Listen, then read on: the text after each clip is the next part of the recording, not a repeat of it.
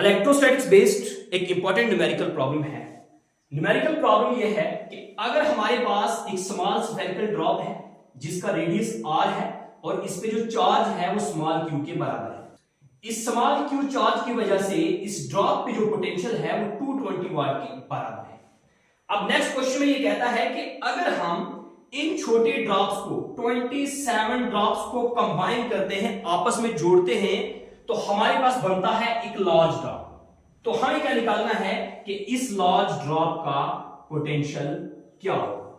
Question बिल्कुल simple है, कहता है कि अगर स्मॉल ड्रॉप का पोटेंशियल 220 वाट के बराबर है, इतने ही 27 ड्रॉप्स को हम कंबाइन करते हैं, एक लार्ज ड्रॉप बनाते हैं, तो इस बड़े ड्रॉप का, इस बड़ी बॉडी का पोटेंशियल क्या होगा।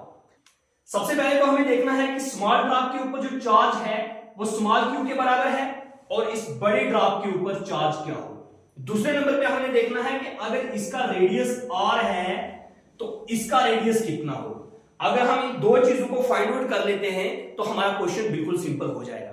अगर हम इसको ऐसे देखें तो हमें लगता है कि इसका पोटेंशियल इतना है, इसका पोटेंशियल निकालना काफी डिफिकल्ट है, लेकिन इतना भी डिफिकल्ट नहीं है अगर हम इसको स्टेप बाय स्टेप करेंगे।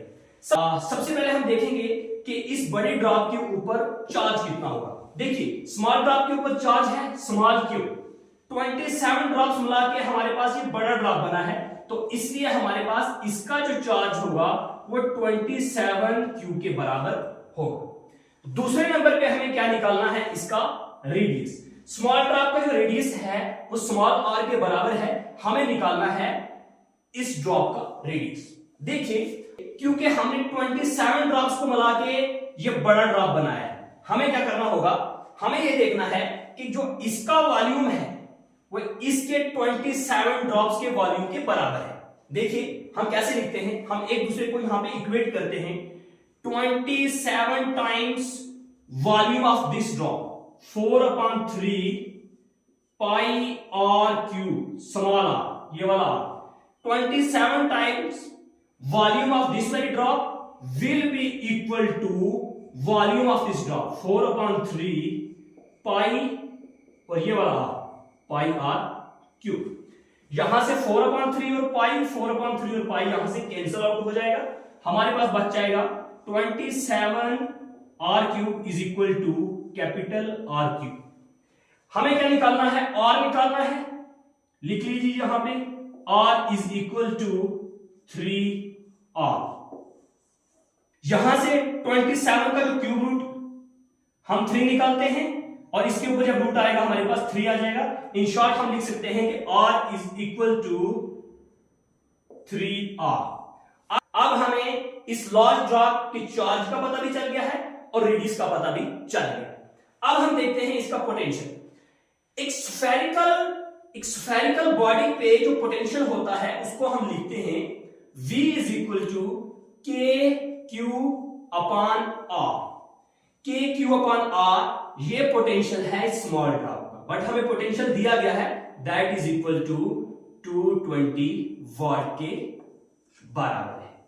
अब हमें क्या करना है, इसका पोटेंशियल निकालना है, हमारा जो मेन फोकस है v के ऊपर है। देखिए v किसके बराबर होगा, v इज इक्वल टू के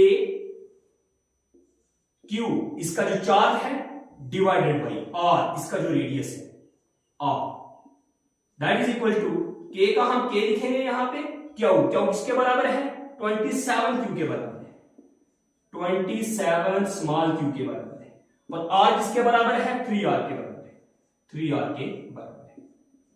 3 1 जा 3, 3 9 जा 27, 9 k q divided by r, 9 k q divided by r। अगर हम ये देखें k small q divided by small r किसके बराबर है 220 वाट के बराबर है।